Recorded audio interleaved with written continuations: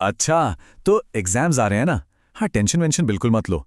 ये कोई boring class नहीं होने वाली, बल्कि ये हैं आपके अल्टीमेट टॉपर वाले स्टडी नोट्स। बस इनको अच्छे से समझ लो और आई प्रॉमिस केमिकल रिएक्शंस और इक्वेशंस का चैप्टर एकदम मक्खन हो जाएगा। अच्छा, कभी सोचा है कि गर्मियों में दूध को बाहर रखो तो वो फट क्यों जाता है? या लोहे की कोई चीज, मान लो कोई कील, उसे बाहर छोड़ दो तो उस पर जंग क्यों लग जाता है? अरे यहाँ तक कि जो खाना हम पकाते हैं या जो खाना हमारा पेट पचाता है, ये सब क्या हो रहा है? असल में ये सब है केमिकल चेंजेस। हमारी जिंदगी ना चारों तरफ से केमिस्ट्री से घिरी हुई है। तो सवाल ये उठता है कि हमें पता कैसे चलेगा कि कोई केमिकल रिएक्शन हुई भी है या नहीं। सिंपल है, बस ये 4 निशानियां याद रखो। पहला, हो सकता है उसकी स्टेट बदल जाए, मतलब सॉलिड से लिक्विड या गैस। दूसरा, रंग में बदलाव आ सकता है। तीसरा, हो सकता है कोई गैस निकले। और चौथा, तापमान में बदलाव।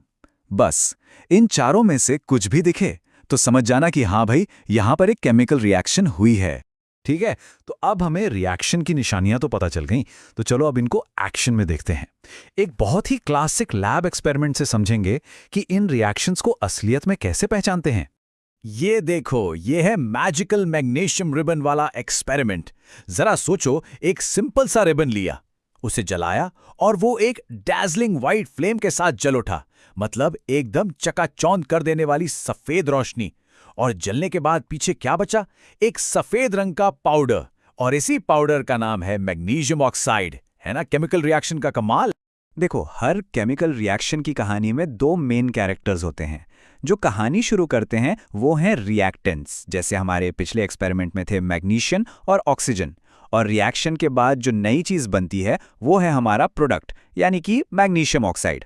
और ये जो बीच में एरो है ना, ये बस रिएक्शन का रास्ता दिखाता है कि कहानी किस तरफ जारी है। चलो, रिएक्शन पहचान ली, रिएक्टेंट्स और प्रोडक्ट्स भी समझ लिए, बढ़िया। लेकिन साइंस में हम हर चीज को लिख कर दिखाते हैं, है ना? तो अब टाइम है इस पूरी कहानी को कागज पर उतारने का, मतलब इक्वेशन लिखने का और उसे बैलेंस करने का। और ये स्किल केमिस्ट्री में सबसे जरूरी स्किल्स में से एक है। देखो, शुरू में तो हम पूरी बात शब्दों में लिख सकते हैं, जैसे magnesium plus oxygen gives magnesium oxide. पर यह थोड़ा लंबा नहीं हो गया? इससे कहीं ज्यादा स्मार्ट और साइंटिफिक तरीका है फॉर्मूलाज का इस्तेमाल करना।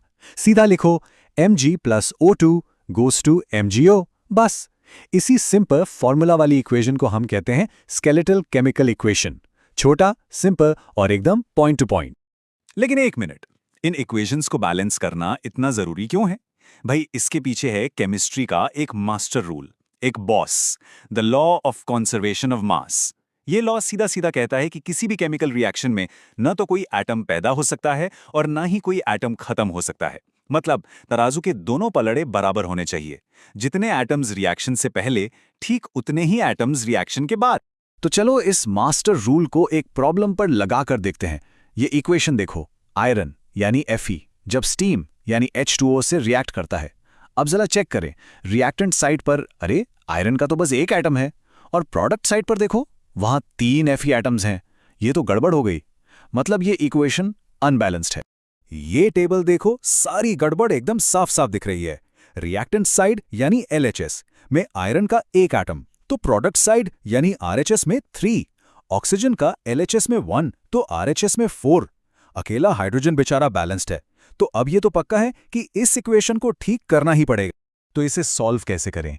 इसके लिए हम यूज करेंगे हिट एंड ट्रायल मेथड। ये बिल्कुल एक पजल सॉल्व करने जैसा है। ट्रिक ये है कि सबसे मुश्किल दिखने वाले कंपाउंड से शुरू करो। यहां पर वो है Fe3O4।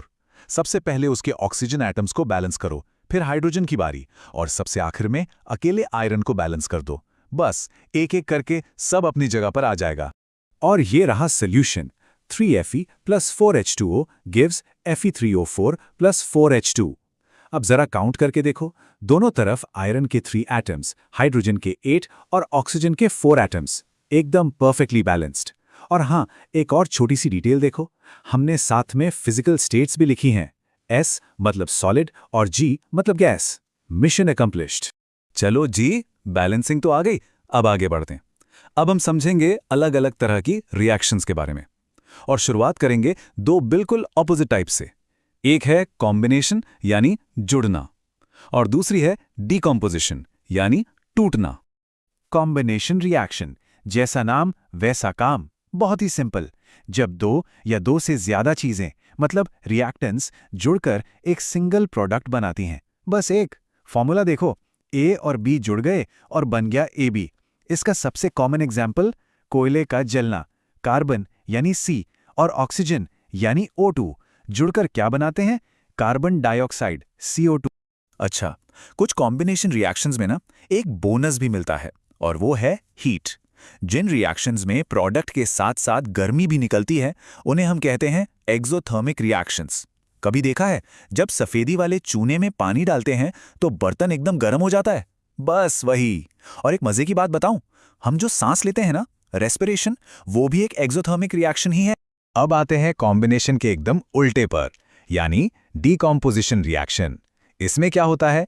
एक सिंगल रिएक्टेंट टूटकर छोटे छोटे सिंपल प्रोडक्ट्स बनाता है। फॉर्मूला देखो, AB टूट गया A और B में। इसका एक बहुत ही इंपॉर्टेंट इंडस्ट्रियल एग्जाम्पल है लाइमस्टोन यानी चूना पत्थर को गर्म करना।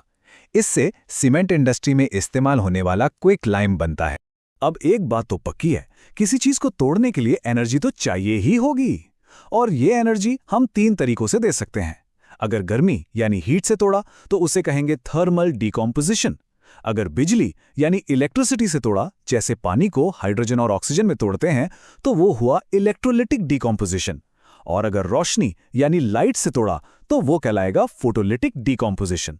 ठीक है, तो जुड़ना और टूटना तो समझ आ गया, लेकिन केमिस्ट्री में रिएक्शंस की दुनिया बहुत बड़ी है। तो चलो अब आगे बढ़ते हैं और देखते हैं उन रिएक्शंस को जिनमें जगह की अदला बदली होती है। डिस्प्लेसमेंट रिएक्शन, ये ना बिल्कुल स्कूल के प्लेग्राउंड वाला सीन है।